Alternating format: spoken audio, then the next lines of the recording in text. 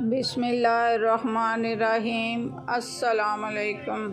ایک سبق آموز واقعہ، حضرت ابراہیم ادم کا واقعہ ترک سلطنت کر کے درویشی اختیار کر لینے کا معروف و مشہور ہے۔ اسی طرح ایک بزرگ شاہ شجاع کرمانی کا واقعہ ہے، وہ بھی سلطنت چھوڑ کر درویش بن گئے تھے، مگر ان کی عزت و جاہ ملوک و سلاطین و علماء صلحاء میں بہت زیادہ تھی۔ ان کی ایک لڑکی جوان تھی اور یہ چاہتے تھے کہ کسی دیندار آدمی سے اس کا نکاح کر دیں۔ اس زمانے میں دینداری کی بڑی علامت احسان الصلاۃ تھی، یعنی نماز کو پورے آداب اور خشوع کے ساتھ اس طرح ادا کرنا کہ گویا یہ خدا کو دیکھ رہا ہے یا خدا اس کو دیکھ رہا ہے۔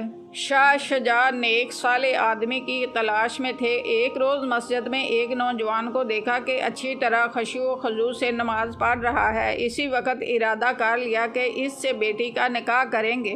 جب وہ نماز سے فارغ ہوا تو اس کے پاس جا کر سلام کیا اور حال پوچھا کہ کہاں کے رہنے والے ہیں، کیا خاندان ہے۔ معلوم ہوا کہ شریف آدمی ہیں مگر غریب اور مفلس ہیں۔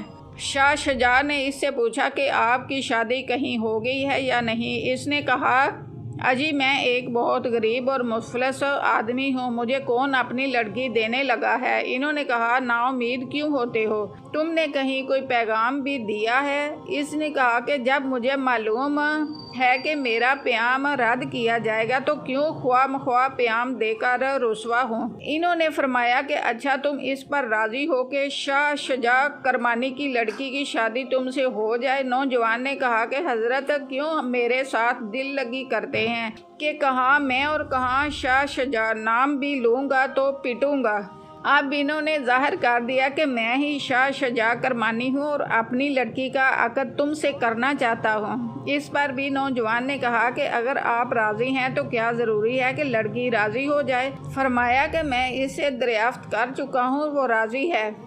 اب تو نوجوان نے اللہ تعالیٰ کا شکر ادا کیا کہ میں کہاں اس قابل تھا۔ شاہ شجاع نے اسی وقت نکاح پڑھا اور اس وقت کوئی چادر یا برقع اڑا کر لڑکی کو اٹھا کر اس نوجوان کے گھر لے گئے، جو ایک شکستہ مکان تھا، کسی سامان کا نام و نشان نہ تھا۔ لڑکی دروازے کے اندر داخل ہوئی تو اپنے والد شاہ شجاع سے کہا کہ ابا جان، آپ نے مجھے کہاں ڈبو دیا ہے۔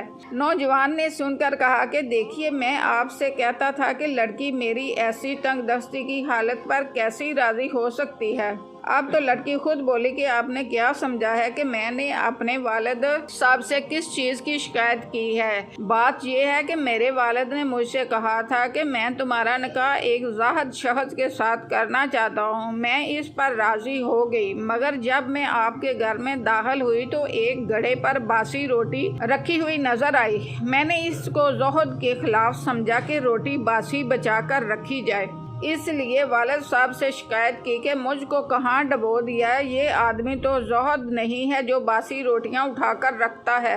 اس پر نوجوان نے کہا کہ میرا آج روزہ ہے، خیال یہ تھا کہ شام کو افطار کے لیے باسی روٹی اٹھا کر رکھ دوں کہ تکلیف نہ ہو۔ لڑکی نے کہا کہ میرے نزدیک یہی تو زہد و توکل کے خلاف ہے۔ جس کے لیے روزہ رکھا ہے اس پر اطمینان نہیں کہ وہ افطاری بھی دے گا۔ جزاک اللہ۔